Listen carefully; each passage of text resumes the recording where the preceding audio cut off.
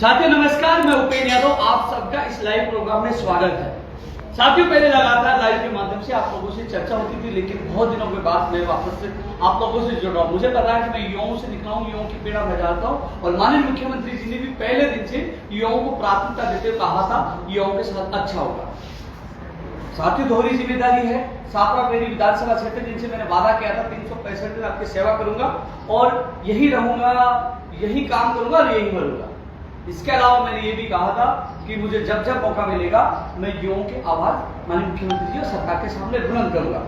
साथ ही लगातार को लोग मैसेज आ रहे हैं कि क्या हमारी नई भर्तियां आएंगी, क्या राजस्थान पुलिस भर्ती का परिणाम कब आएगा, पेपर लीक माफिया के खिलाफ क्या कार्रवाई होगी, लोग इंतजार कर रहे हैं। साथियों जब मुख्यमंत्री जी से मैंने मुलाकात की है और जब मैंने मुलाकात की है तो आपने देखा होगा कि सीईटी पात्रता परीक्षा में, हालांकि काफी लोग अभी जुड़ेंगे, ये मेरा 9 बजे का लाइव है, काफी लोग इंतजार करते हैं मेरे लाइव का कि मैं लाइव में कब जुड़ूं और कब वो उन लोगों तक चर्चा करूं। लेकिन अभी मैं जनसुनवाई कर रहा हूं, जनसुनवाई में काफी लोग मौजूद हैं, लेकिन सापरा विधानसभा क्षेत्र जो खोजवाला जो प्रधान कार्यालय है उस जनसुनवाई को रोक कर बीच में मैं लाइव आपसे रूबरू हो रहा हूं, क्योंकि काफी युवा इंतजार कर रहे हैं अपने सपनों को हकीकत में बदलने के लिए कि वो किसकी तैयारी करें, कब भर्ती आएगी, क्या उनके भविष्य को होगा।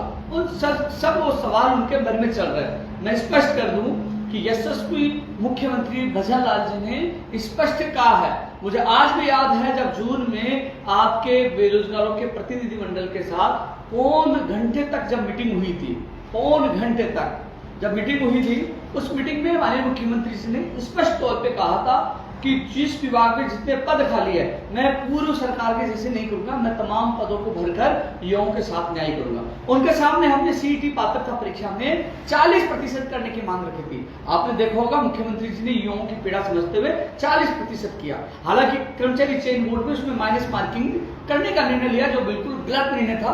मैं आप लोगों को बता दूं ये निर्णय इसलिए गलत था क्योंकि आपने देखा होगा हर भर्ती परीक्षाओं में प्रश्नों को डिलीट कर दिया जाता है। मान लीजिए प्रश्न डिलीट नहीं हो, आउट ऑफ सिलेबस वो उसका पेपर क्वेश्चन नहीं आए तो 40 कर सकते हैं, मैंने कहा था। लेकिन जब आप क्वेश्चन भी 23 क्वेश्चन डिलीट कर रहे हो, जैसे जूनियर अकाउंटेंट भर्ती के अभ्यर्थियों ने शिकायत की है, अन्य भर्तियों के लोग कहते हैं, तो इसलिए वो माइनस मार्किंग करना बिल्कुल गलत था। और माननीय मुख्यमंत्री जी उनके अधिकारियों को मैंने अवगत करवाया और कर्मचारी चयन बोर्ड को बैकफुट पे आना पड़ा और उस निर्णय को चेंज करना पड़ा और युवा हित में निर्णय लिया। इसलिए एक बार फिर यशस्वी मुख्यमंत्री भजन लाल शर्मा जी का धन्यवाद कि उन्होंने युवाओं का साथ दिया, उनकी पीड़ा को समझा। आपने देखा होगा विधानसभा के अंदर भजन लाल जी का एक बयान था कि अभी तो ये मछलियां हैं मगरमच्छ भी पकड़े जाएंगे। और आपने देखा होगा इतिहास में कि आरपीएससी का जो सदस्य है रामू का राय का जो उसको गिरफ्तार कर लिया गया है। और अभी तक मैं और बता दूं जिस प्रकार एसओजी काम कर रही है, जिस प्रकार माननीय मुख्यमंत्री जी की मंशा है, अभी तक बहुत लोग पकड़े जाएंगे। युवाओं के सपनों को बेचने वाले वो माफिया, वो दोषी कभी भी नहीं बख्शे जाएंगे। आपने देखा कि जब मैं भारतीय जनता पार्टी कार्यालय में जब मैं सिंबल लेने जा रहा था, मीडिया ने मुझे पूछा था तो मैंने कहा था भारतीय जनता पार्टी इस बार सरकार बनाएगी और पेपर लीक माफियों का सफाया करेगी। और उसके बाद आप लगातार देख रहे हो बहुत से ज्यादा, मुझे लगता है कि 150 करीब हो चुके होंगे कि जो पेपर लीक जो अपराधी थे उनको भजन लाल जी की सरकार ने गिरफ्तार किया है। और आने वाले समय में भी कई भर्तियों की जांच होगी। लोग मैसेज करते हैं कि इस भर्ती में घपला हुआ, इसमें हुआ। मैं आपको बता दूं कि जांच कर रहे हैं और उसका नतीजा भी आपके सामने आ रहा है। अब मैं सवाल कर लेता हूं, रीट पात्रता परीक्षा को लेकर भी लोग सवाल उठा रहे हैं, कब होंगे आपके सीईटी के बाद आप first grade, second grade, computer अनुदेशक भर्ती, इसके लिए संस्कृत शिक्षा विभाग की कंप्यूटर अनुदेशक भर्ती और संस्कृत शिक्षा विभाग की अध्यापक भर्ती, जो तमाम जो भर्तियां हैं, नई कंप्यूटर अनुदेशक भर्ती का भी आप इंतजार कर रहे हैं। और अन्य विभागों में रोडवेज विभाग में, परिवहन विभाग में, इन सब भर्तियों का आप इंतजार कर रहे हैं। बिजली विभाग में भी भर्तियां आएंगी। तो साथियों मुख्यमंत्री जी ने स्पष्ट अधिकारियों को निर्देश दे दिए कि भर्ती जो कितने रिक्त पद हैं आपके विभागों में, कितने रिक्त पद हैं, कितने पदों पर भर्तियां निकाल सकते हैं, अधिकारियों को तमाम उन चीजों के लिए निर्देश दिया गया। उम्मीद है कि मुख्यमंत्री जी इस वीक में मीटिंग ले सकते हैं तमाम विभागों को लेकर, युवाओं की भर्तियों को लेकर।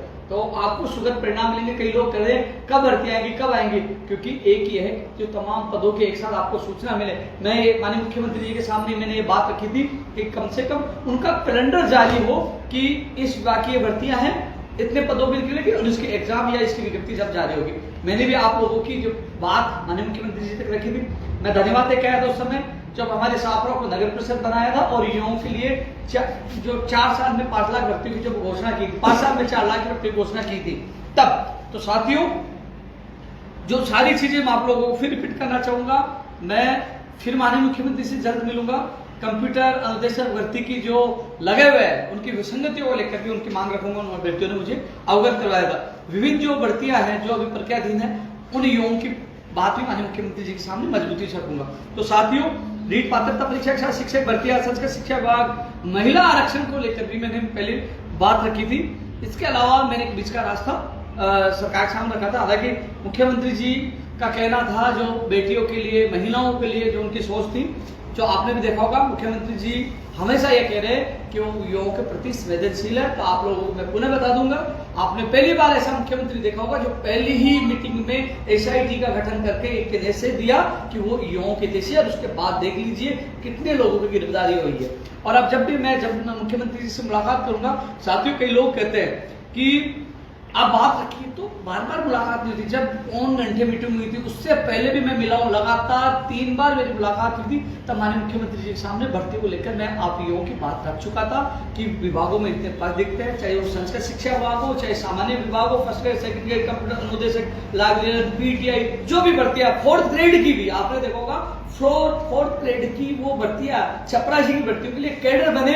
आपने देखा होगा जब हम गुजरात आंदोलन कर रहे थे, जो 4th कर्मचारियों की मांग कर रहे थे, सीईटी में 40 की मांग कर रहे थे, कनिष्ठ अनुदेशक भर्ती की मांग कर रहे थे, कनिष्ठ अनुदेशक भर्ती की विज्ञप्ति जारी हो चुकी है, सीईटी में 40 हो चुका है, नई कंप्यूटर अनुदेशक भर्ती भी आएगी। तो धीरे धीरे वो मांग पूरी हो रही है। पंचायत राज जैन भर्ती के नियम संशोधन भी जल्द होंगे। उसके बाद पंचायत राज विभाग की जो 1998 के बाद नियम संशोधन के बाद ये भर्ती जारी होगी। जो मैंने कहा था, जो उस समय संघर्ष के दौरान जो मांगे अधूरी थी, वो मांगे आज आप सबके सहयोग से मैं पूरी करवा रहा हूं। लेकिन मैं आप लोगों को बता दूं, शाहपुरा की जिम्मेदारी के साथ साथ मुझे आपकी जिम्मेदारी यानी कि आप लोगों की आवाज सरकार तक पहुंचाना। मैं मेरे कर्तव्य से विमुक्त नहीं हुआ, मेरा कर्तव्य अभी निभा रहा हूं। जब भी किसी मंत्री जी से और जब भी मुख्यमंत्री से मुलाकात होती है, मैं आपकी बात मजबूती से रखता हूँ। एक बार पुनः मुख्यमंत्री से मुलाकात होगी तो आपकी बात भी रखूंगा और आपकी जो आप इंतजार कर रहे हैं कि मेरी फर्स्ट ग्रेड कब आएगी, सेकंड ग्रेड कब आएगी, बिजली विभाग में भर्तियां कब आएंगी, रोडवेज विभाग में कब भर्तियां कब आएंगी, चिकित्सा विभाग में कब आएगी, उनका इंतजार खत्म होगा। कई लोग जो कैडर की मांग कर रहे हैं, चाहे वो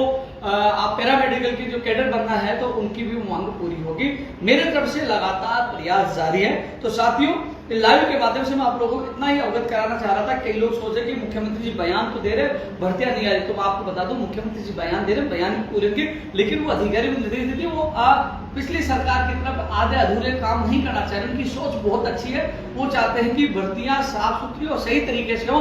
जो इस सिस्टम में जो कचरा जो लगा हुआ है जड़ों में, जो पेपर लीक मार्क उनका सफाया हो, वो सफाया भी कर रहे हैं। आपने देखा उनके कार्यकाल में जो प्रतियोगी भर्ती परीक्षा होंगी, एक भी पेपर लीक नहीं हुआ।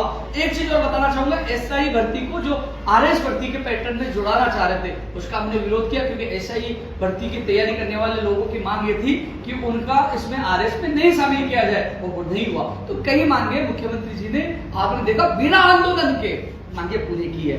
आने वाले समय में कई मांगे और पूरी होंगी। मैं मुख्यमंत्री जी से 5 घंटे मिला, मैं खुद उनका इतना बड़ा इसलिए फैन हो गया कि मुख्यमंत्री जी दिल साफ है और वो कहते हैं कि मेरे लिए युवा को प्राथमिकता देना मेरा कर्तव्य है। तो आने वाले समय मुख्यमंत्री जी के निर्णय आपको देखने को मिलेंगे, जब मीटिंग खुद भी लेंगे, अधिकारियों को निर्देश दे रखे। अब लोग सोच रहे क्या निर्देश दे रखे, निर्देश ये दे रखे कितने पद रिक्त है, सारी सूचना मांगना, हम कब इनकी भर्तियां निकाल सकते हैं, कैसे क्या कैलेंडर, जो कैलेंडर बनाने का एक निर्देश दे रखा।